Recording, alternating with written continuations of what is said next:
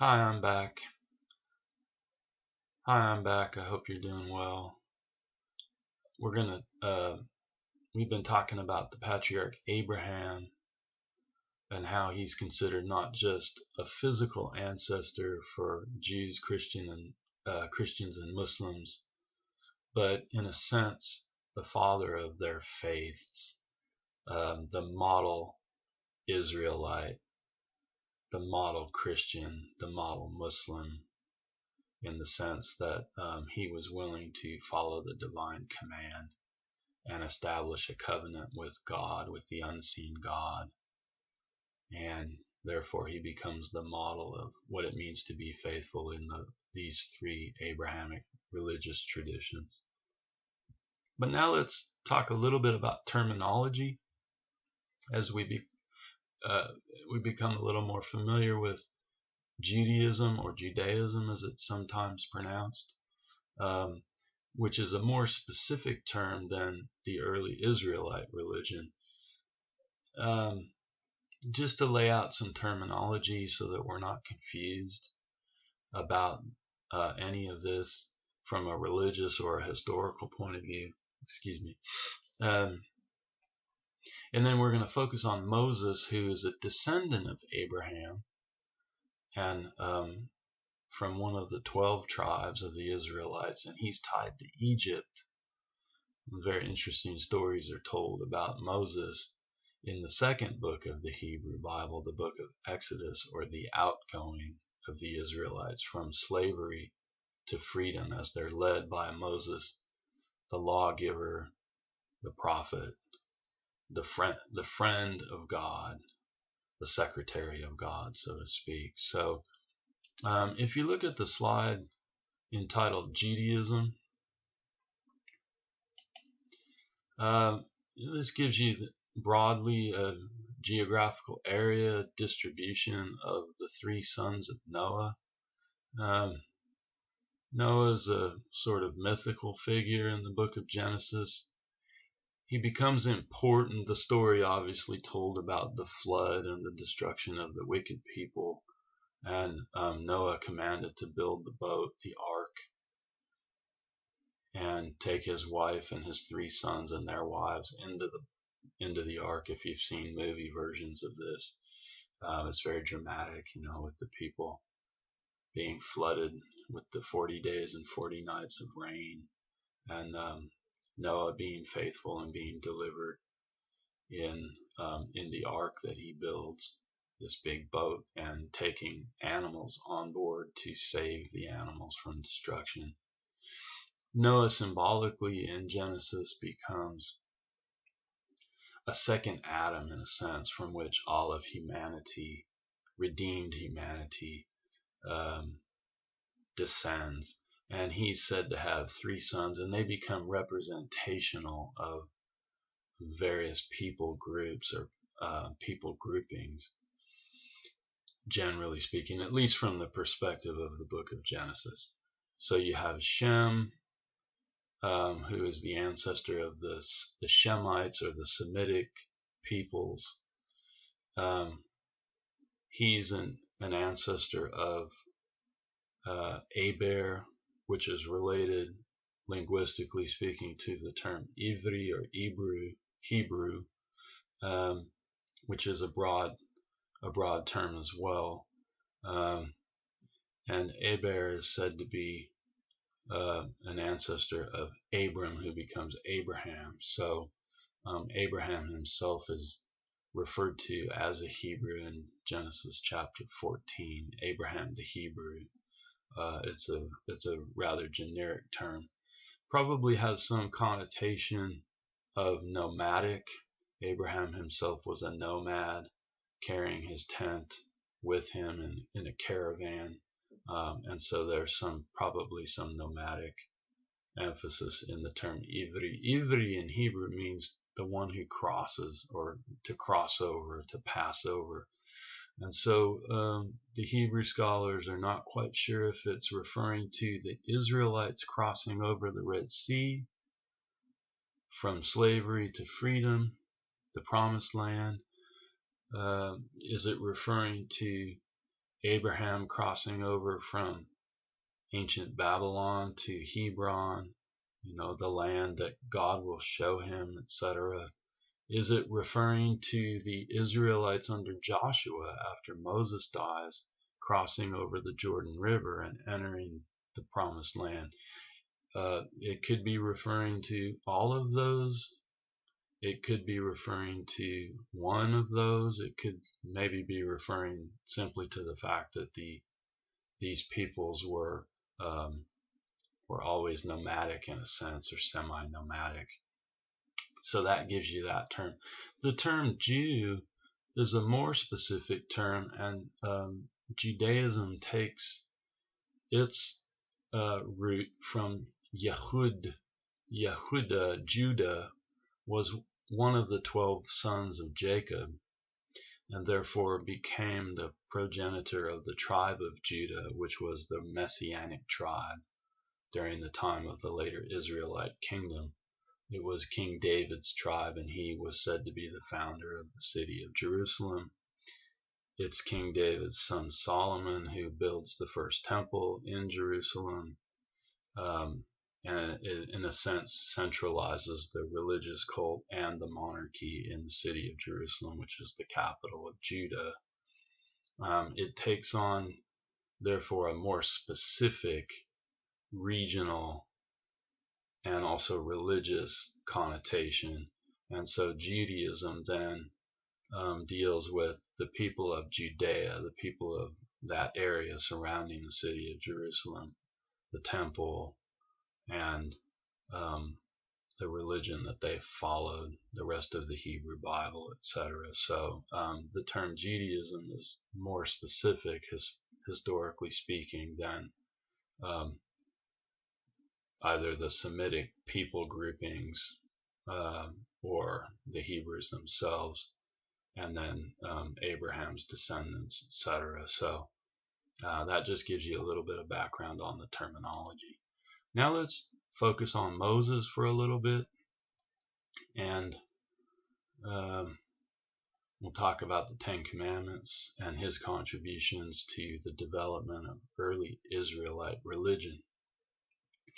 If you go on to the next slide, I have Moses the lawgiver here. The Ten Commandments are found in two different books of the Torah. The book of Exodus, it comes right at the midpoint, which is interesting because you have all of the narrative leading up to the birth of Moses at the first chapter of Exodus, his struggles with the Pharaoh to let the people go, etc., the plagues, and then finally the crossing of the Red Sea, and Moses gets the Israelites safely out to Mount Sinai, somewhere in the Sinai Peninsula. And in Exodus chapter 20, he goes up the mountain and fasts and prays and receives the Ten Commandments. It's interesting, though, in this account that the stone tablets aren't mentioned at this point in chapter 20, although later they're referred to. The Ten Commandments in a different form are also referred to in the book of Deuteronomy, which is the fifth and final book of the Torah. There are 5 books: Genesis, Exodus, Leviticus, Numbers, and Deuteronomy. And so in a little bit of a different format, you get a version of the Ten Commandments in the book of Deuteronomy as well. Moses is really the one who gives the Israelite tribes a national focus, in the sense that they should see themselves no longer as tribes, but as one nation who has God, Yahweh Elohim, as their figure, the figure that they should worship. The interesting thing, you notice a few interesting things about the Ten Commandments if you take a look at these. The first few commandments deal with the relationship of the people, the Israelite tribes, with their deity, with God, with the Creator, Yahweh Elohim, the Lord God, as he's referred to in the Torah. And so the first 3 really deal with the relationship of the people with God. And then there's the commandment about hallowing the Sabbath day or keeping that day apart from the rest of the week. We can talk about that a little bit more when we talk about contemporary Judaism. And then the fifth commandment is relational to parents, honoring the father and the mother so that your days are long in the land that the Lord is giving you. And then the second half of the Ten Commandments, numbers 6 through 10, really have social relationships in mind. One's relationship with the community, not murdering, not stealing, not bearing false witness, etc. And the Ten Commandments, one other thing I'll mention is that it's interesting in their final written form, they're not specifically a strictly monotheistic document. If you look at the way that Yahweh identifies himself, he says, I am the Lord your God who brought you out of the house of bondage or out of the house of slavery. I'm the one that freed you, in a sense. I'm the liberator God. You shall have no other gods before me or beside me. So this isn't strict monotheism. This is sometimes referred to by religious scholars as henotheism, enotheism. In other words, it's understood in the religious context that the Egyptians have their gods, the Babylonians have their gods, the Canaanites have their gods, but the Israelites are uniquely to worship Yahweh Elohim, the creator of the heavens and the earth, and they're not to stray from that. In a sense, Yahweh identifies himself later in the Ten Commandments as a jealous God or a zealous God, and he wants all of their focus and attention. So it doesn't say there are no other gods beside me, but it says you will have no other gods before me or beside me. So that's an interesting sort of historical emphasis, which changes in some of the language of the later prophets, especially the prophet Isaiah, where the language shifts. Yahweh Elohim, the Lord God, begins to say, I am the only God. There are no other gods, or the gods of the nations are nothing, etc. And so you get more of a strict monotheistic interpretation from about the 8th century BCE forward. If you go to the next slide, you'll see some interesting, we don't have any corroborative evidence that the Exodus experience took place apart from obviously the narratives in the book of Exodus, in the later portions of the Bible, in the Christian Bible and the New Testament, you have references to it. In the Quran, you definitely have references to Moses and his struggle with the Pharaoh and the deliverance of the Bani Israel, or the sons of Israel.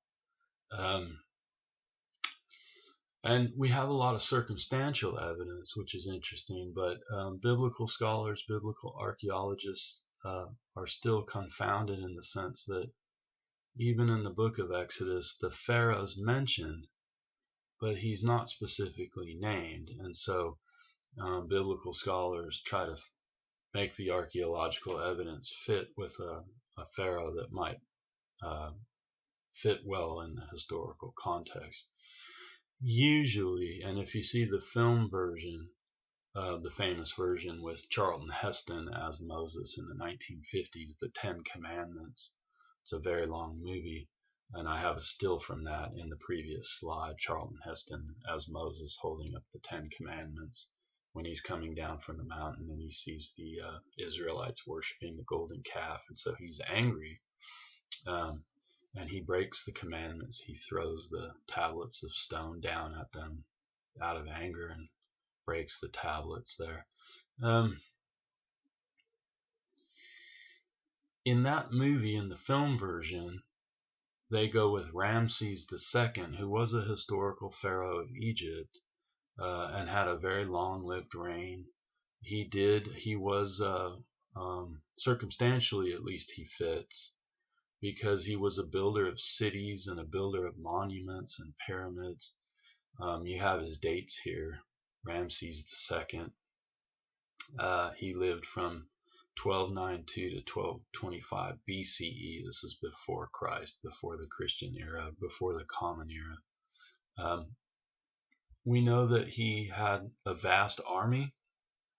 You can see an engraving of Ramses II here in an Egyptian monument of him with his bow and arrow and riding in his chariot being drawn by horses here. And there was a historical battle that the Egyptians fought in called the Battle of Kadesh, which would now be territorially in modern Syria. And this took place with Ramses II, young Ramses II, in the year 1274, and some 6,000 chariots were involved. So with foot soldiers, that's quite a battle going on there.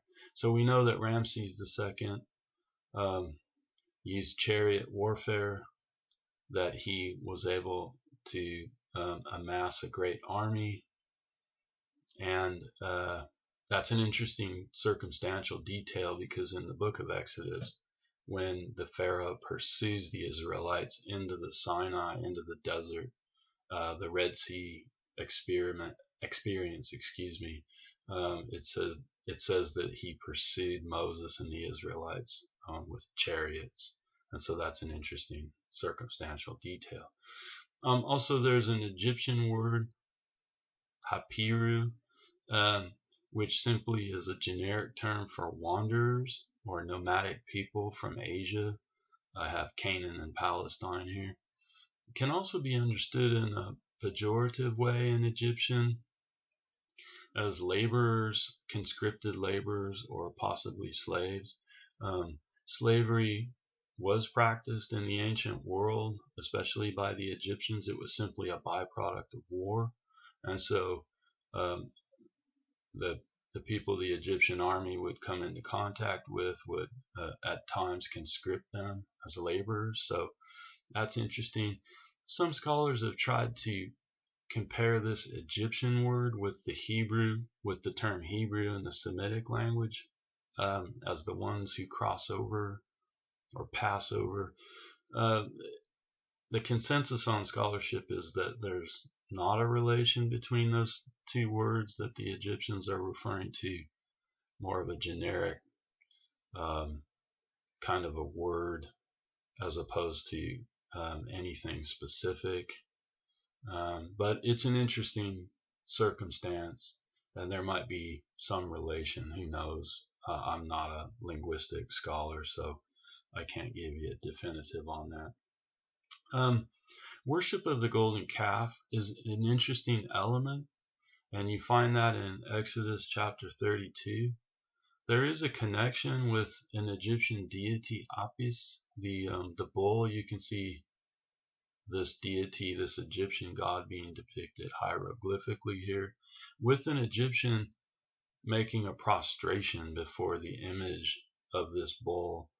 And so this is an interesting detail. Circumstantially, the Israelites are coming out of slavery in the house of Egypt, serving their captors.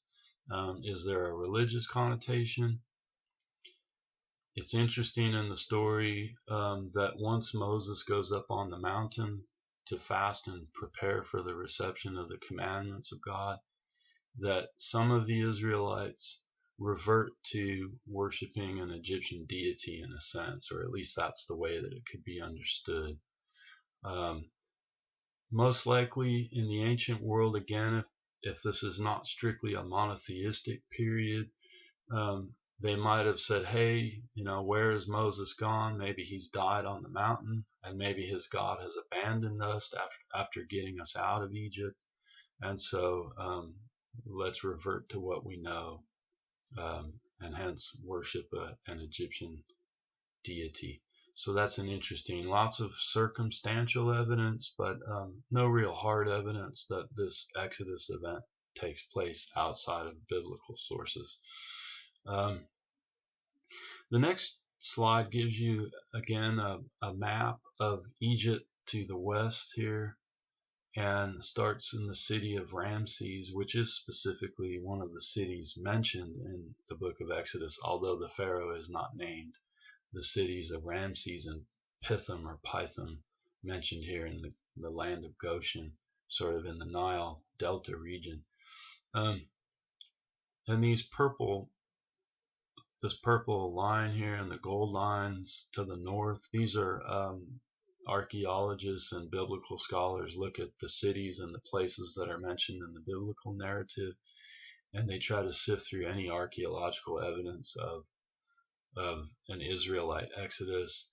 The traditional route is the purple one, which goes all the way down here, Sinai Peninsula, and then sort of wanders up into the plains of Moab here. Moses is said to die on Mount Nebo, which is right here on sort of the eastern side of the Dead Sea. And then Joshua, his successor, the military leader of the tribes, later in the book of Joshua, takes the tribes over the Jordan River into the Promised Land and fights a series of battles with the Canaanites, etc. So this is just giving you a possible reconstructed itinerary of the Israelite tribes after Moses leads them out of Egypt. One other thing I might mention is, if you see the film, the Ten Commandments, it's quite dramatic. The ocean standing up on both sides, and the Red Sea. The Hebrew term is Sea of Reeds, which most likely implies a marshy area, and so the Israelites aren't said in the book of Exodus to cross an ocean. That's fairly dramatic. And it's interesting, there are some naturalistic elements in the narrative. So it said that God caused a wind to blow and the water stood up as if it was a wall. So a lot of people have tried to reconstruct that. What was going on there? Was it a shift in tides? Was it some sort of miraculous event that took place? Was it more on the supernatural side? Was it more on the natural side?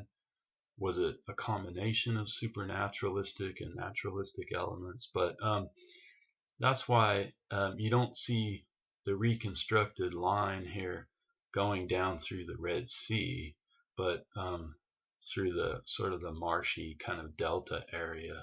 Nevertheless dramatic in its narrative account in the book of Exodus, but don't think in terms of like the Israelites crossing a major body of water, like the historical Red Sea down here by Ethiopia and the Arabian Peninsula. Okay, and then ultimately, and we'll just kind of sum up here, early Israelite religion is the byproduct of Abraham and his descendants, and especially Moses and the giving of the law and the reestablishing of the covenant between God and the people. And then after Moses' death, Joshua is the successor, and he takes the Israelite tribes over, and they're apportioned various tribal lands. 12 tribes. There was one tribe, the Levites, who were the priests were to be drawn from the tribe of Levi. Moses was a Levite, and his brother Aaron or Harun is the prototypical priest of the early Israelites, the Israelite religion.